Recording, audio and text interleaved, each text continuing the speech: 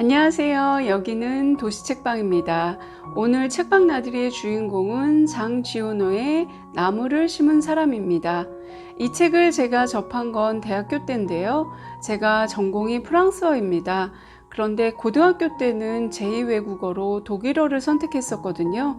그래서 프랑스어를 하나도 모른 채 프랑스어과에 입학을 해서 정말 대학교 공부를 따라가는데 어려움이 많았었습니다. 그래서 제가 선택한 방법은 쉬운 그림책이나 아니면 만화책 또는 이러한 우화집을 많이 읽었는데요. 그때 읽었던 우화집 중에 하나였습니다. 우화라는 것은 인간의 본성이나 도덕성을 어떤 딱딱하게 이야기하는 것보다는 어떤 비유적인 설명 또는 비현실적인 인물들을 설정해서 그 사람을 통해서 어떤 희망과 서정성, 어떤 따뜻함을 보여주는 그런 짧은 이야기인데요.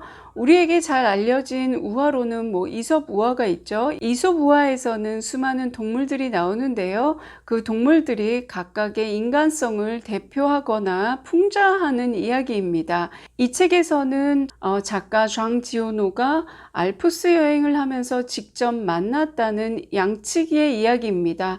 그러니까 자신의 체험을 쓴 책이지만 이거를 현대판 우화라고 하는 이유, 지금부터 알아보겠습니다.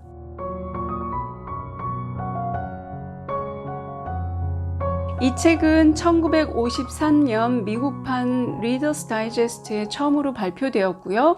이후 1954년 미국판 보그지 3월호에 희망을 심고 행복을 가꾼 사람이라는 제목으로 출판되었습니다. 이후에 13개의 언어로 번역돼서 전 세계적으로 유명해졌고요. 현재는 25개의 언어로 번역돼서 전 세계 스터디셀러이자 베스트셀러로 자리 잡은 현대판 우화라고 할 수 있습니다. 이 책은 작가 장지오노가 약 20년간 태고 작업을 했다고 알려져 있습니다. 20년 동안 문장을 다듬고 또 다듬은 거죠. 그러니 문장이 얼마나 간결하고 깔끔하겠어요. 그런 간결하고 깔끔한 문장 안에 함축된 의미는 굉장히 그 울림이 큽니다. 이 책은 우화답게 굉장히 짧습니다.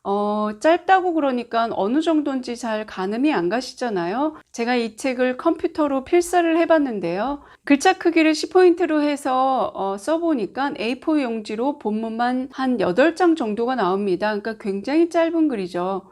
그래서 자주 읽을 수 있고요. 제가 프랑스어를 잘한다 못한다는 판단할 건 아니지만 저는 이 책과 어린 왕자 그리고 이방인으로 프랑스어를 다 배웠다고 할 정도로 이 책을 많이 읽었는데요. 읽을 때마다 이 책이 던져주는 어떤 질문이라든지 생각이 달라져서 굉장히 신기한 경험을 합니다. 이 책은 작가가 내 책이 어떤 설교가 되지 않기를 바랍니다 라고 당부를 했다고 해요.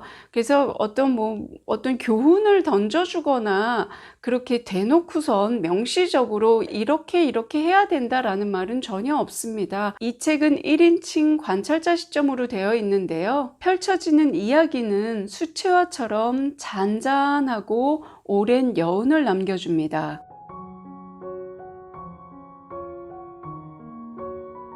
나는 관찰자로서 지오노의 자신을 말하고요. 나는 1913년 프랑스 남부 지방을 여행 중이었습니다. 프랑스 남부의 프로방스에서 알프스로 향하는 길목이었습니다. 이곳은 사람들에게 잘 알려지지 않은 황무지였죠. 여행 중이었던지라 물이 떨어진 나는 물을 찾아 어떤 마을로 들어가는데 그곳에는 집이 몇 채 황량하게 남아있을 뿐 우물은 말라 있었습니다. 그리고 여기저기 우물을 찾았지만 물을 찾을 수가 없었고요. 그러던 와중에 희미하게 사람의 그림자가 보였습니다. 다가가서 보니까 30마리 정도의 양떼를 지키는 양치기였습니다. 그가 아직 마르지 않은 우물가로 나를 인도합니다.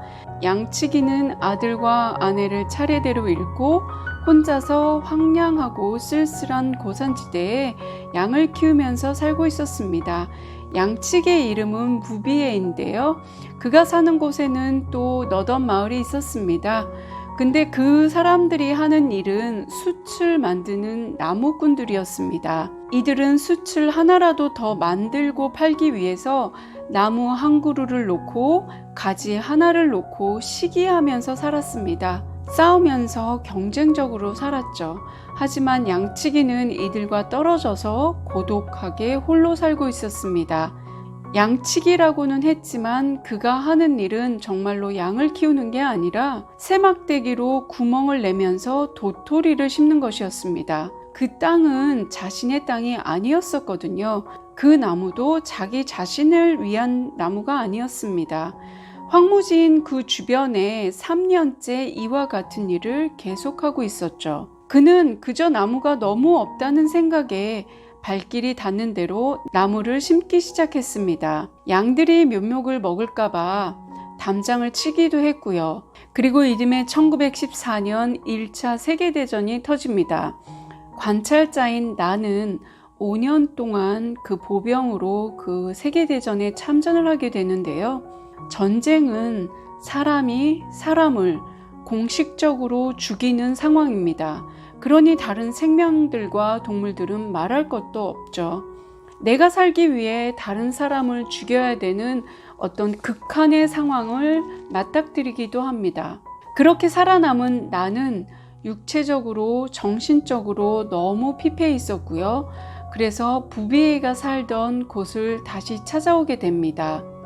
그 사이에 황무지였던 벌판이 나무로 가득 차 숲을 이룬 것을 보면서 이 나라는 사람은 점차 회복하는데요.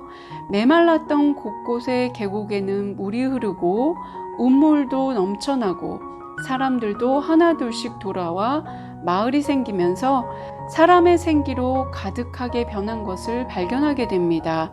부비에는 양들이 묘목을 먹을까 노심초사하다 결국에는 양치기를 그만두고 양봉으로 전업을 하면서 계속해서 나무를 심고 있었죠. 전쟁이 끝나고 황무지에서 울창한 숲으로 거듭난 그곳을 보고 정부가 환경보전구역으로 지정합니다. 정부는 단지 숯을 만들지 못하게 해서 자연적으로 생태계가 돌아왔다고 생각했지만 나는 공무원 친구에게 부비에의 이야기를 전달합니다. 부비에는 요양원에 들어가기 전까지 나무를 심었습니다.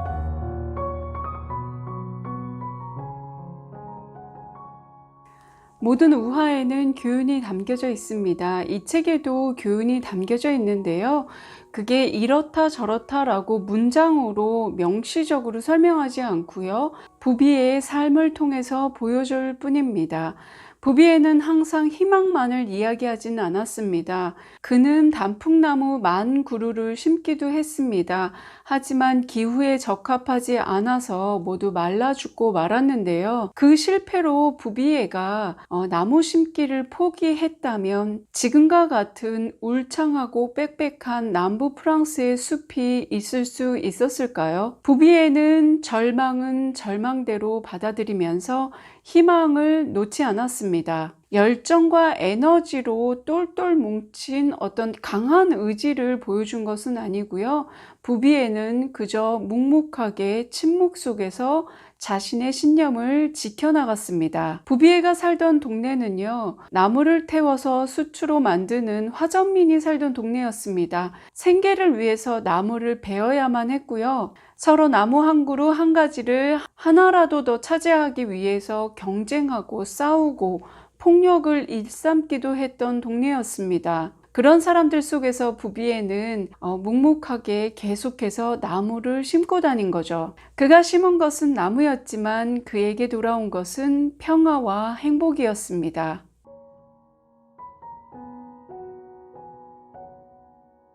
우리도 전쟁이 끝나고 나서 식목일을 지정하면서까지 나무 심기를 권장하던 때가 있었습니다. 그만큼 나무는 인간의 삶에서 굉장히 중요한 역할을 하는데요. 우선 나무는 공기를 맑게 하고 산소를 공급해 줍니다. 자연재해로부터 또 인간을 보호해 주죠. 홍수나 산사태 같은 경우에도 나무가 많으면 나무 뿌리에서 수분을 흡수하기 때문에 그러한 자연재해를 조금이라도 막을 수 있고요. 그리고 지구온난화의 주범인 이 탄소 배출을 조금 지연하는 데 많은 도움을 주고 있습니다. 왜 숲을 들어가거나 이 나무가 있는 곳에 가면 머리가 맑아지는 느낌이 들잖아요.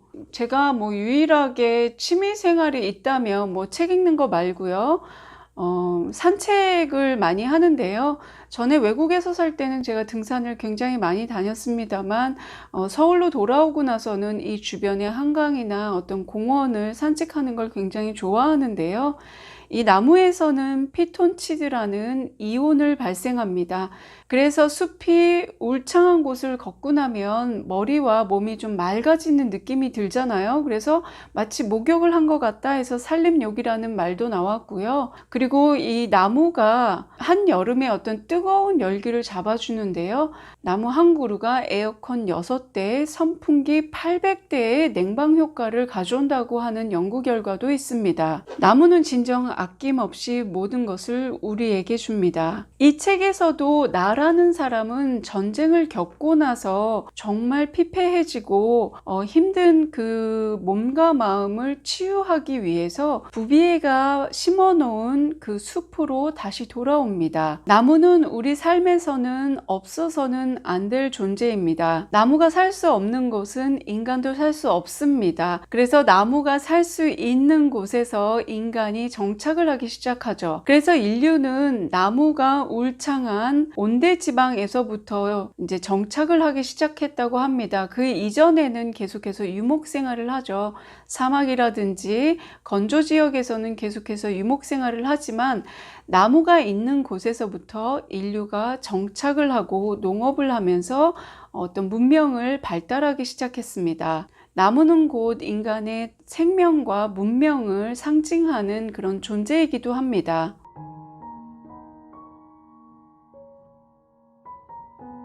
이 작품은 캐나다 국영방송에서 애니메이션으로 만들었는데요.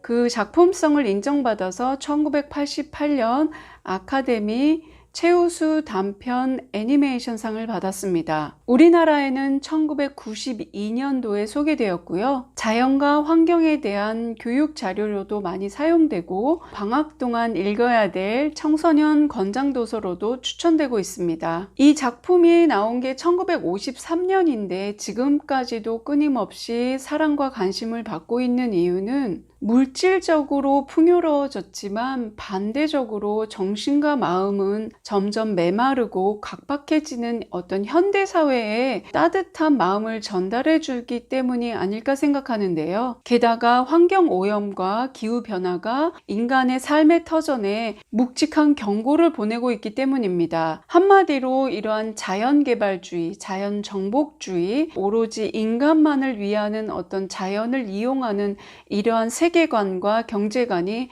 한계에 다다른 거죠. 얼마 전에 일어난, 아니 지금도 현재 진행 중인 호주 산불에 대한 원인에 대해서 여러 가지 이야기가 돌고 있는데요. 아직 검증되거나 확인된 바는 없습니다. 그러나 이 산불로 인해서 어마어마한 동물과 자연 생태계가 파괴됐다는 거죠. 그리고 그 근본적인 원인은 자연을 잘못 사용한 우리에게 있다는 것이죠. 많은 사람들이 호주의 빠른 사막화를 이야기하는데요. 이건 호주뿐만이 아니라 여러 나라에서 이루어지고 있는 심각한 환경 오염과 기후변화입니다. 이 기후변화는 오늘 내가 오른쪽으로 갔다가 내일 왼쪽으로 간다 해서 생기는 변화가 아닙니다. 아주 오랫동안 작고 작은 행동들이 쌓이고 쌓여서 일어난 변화인 거죠. 예를 들어서 지하수를 하루아침에 다 써버릴 수는 없잖아요. 호주의 어떤 면직 산업으로 인해서 지하수가 고갈됐다라고 하는 건 그 면직 산업이 오늘 하루아침에 일어난 게 아니라 몇십 년 동안 쌓이고 쌓여서 그 지하수를 다 써버렸고, 그러한 인간의 개발 욕심, 어떤 자본주의, 경제 결과주의에 따른 어떤 피해가 인간에게 다시 돌아온, 어떻게 보면 부메랑으로 다시 돌아온 거라고 볼 수 있죠. 자연이 우리가 누리고 함께 살아가는 어떤 공존의 대상이 아니라 이용하고 쓰고 어떤 소비의 대상이 되었던 결과라고 저는 생각을 합니다. 물론 저는 인간이 우선이라는 세계관이나 경제관에 동의를 합니다. 하지만 인간만 좋은 거는 결국에 인간이 그 피해를 고스란히 받게 된다는 거죠. 우리의 이기적인 행동들이 켜켜이 쌓이고 쌓여서 커다란 재앙을 만드는 거죠. 그렇다면 지금부터는 우리의 하나하나의 행동을 좀 돌이켜서 생각해 봐야 될 때가 아닌가 싶습니다. 지금 우리 현대인의 모습이 이 책에 나온 화전민과 같다는 생각을 많이 했습니다. 지금 당장의 이익에 급급해서 나무를 베어서 숯을 만들어 생계를 유지하는 그 화전민의 모습이나 지금 우리의 모습이나 무엇이 다를까요? 이와 반대로 양치기 부비에는 지금 당장 자신의 이익에 급급한 게 아니라 먼 미래를 내다보는 통찰력을 가지고 있었습니다. 자신의 작은 행동 하나가 10년 후에, 20년 후에 어떤 행동을, 어떤 변화를 일으킬지 알고 있었던 거죠. 부비에는 산골에 사는 아주 평범한 사람이었습니다. 자신의 의견을, 자신의 존재감을 강력하게 소리 높여 주장하는 그런 사람도 아니었고요. 아주 평범하게 자신의 소신대로 살던 사람이었었는데 그런 작은 행동이, 작은 평범함이 비범함을 이끌어낸 거죠. 이 작은 노력으로 부비에가 살던 그 황무지가 20년 뒤에, 30년 뒤에, 40년 뒤에 사람이 살 수 있는 아름다운 환경으로 변하게 된 것입니다.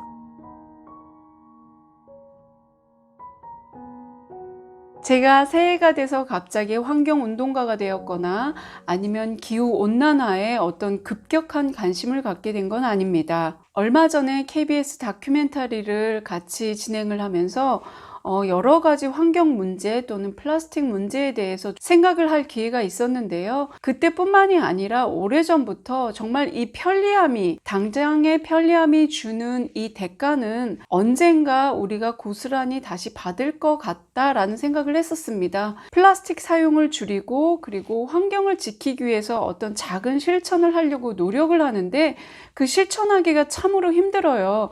지금 당장 내가 바빠 죽겠는데 뭐 그런 걸 어떻게 일일이 다 신경을 쓰면서 살아 라고 할 때도 굉장히 많습니다. 그럼에도 일상에서 실천할 수 있는 아주 작은 것들이 있잖아요. 플라스틱 봉지를 쓰지 않는다든가 아니면 분리수거를 정말 잘한다든가 가급적이면 일회용품을 쓰지 않는다든가 아니면 좀 물건을 아껴 쓴다든가 어떤 소비 위주보다는 정말 내가 필요할 때만 사서 쓴다든가 내가 필요 없는 물건을 간직하고 있다기보다는 좀 나눠주던가 해서 어떤 미니멀리즘을 추구한다든가 여러 가지로 이 작게 우리가 환경 보호라든지 아니면 앞으로의 미래를 위해서 할 수 있는 일들은 많거든요.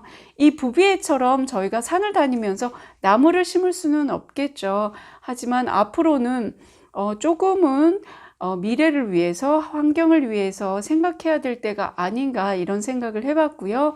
이 짧은 책이지만 정말 앞으로는 제가 어떤 존재로 어떤 생각으로 어떤 철학으로 남은 인생을 살아야 될지 굉장히 깊은 울림을 준 책입니다. 이 책은 또한 그 법정 스님께서 아끼시는 책 중에 하나였었고요. 자연과 더불어서 자신의 이익보다는 이타심을 발현하는 책으로서 이 법정 스님께서 추천한 책입니다. 부비에는 자신의 이익보다는 타인을 위해서 나무를 심기 시작했습니다. 그렇다고 해서 대놓고 나는 울창한 살림을 위해서 심는 거야 라는 어떤 거창한 의의나 어떤 의협심을 가진 것도 아니었었고요. 묵묵하게 그게 마치 자신의 평생의 업인 것처럼 나무를 심었습니다. 이렇게 타인을 위하는 삶이 결국에는 부비에에게 행복과 평화와 아름다운 환경을 되돌려줬습니다. 인생은 부메랑입니다. 오늘 내가 한 작은 행동들이 언제 돌아올지는 모르지만 돌아온다고 믿고요. 그저 우리가 그 돌아오는 속도를 모를 뿐입니다. 그러니까 오늘부터라도 2020년 작은 행동이라도 조금은 의식 있는 행동으로 타인을 위해서, 환경을 위해서 살아보는 것도 어떨지 생각해 봅니다. 여러분도 이 책을 읽으면서 2020년 과연 어떤 의식으로, 어떤 철학으로 나의 삶을 바꿔볼지 한번 생각해 보시면 좋겠습니다. 지금까지 도시책방에 저와 함께 머물러 주셔서 감사합니다. 이번 영상이 마음에 드셨다면 구독과 댓글, 좋아요와 공유로 응원 부탁드립니다. 그럼 도시책방은 책 많이 읽고 다음 영상으로 찾아뵙겠습니다. 감사합니다.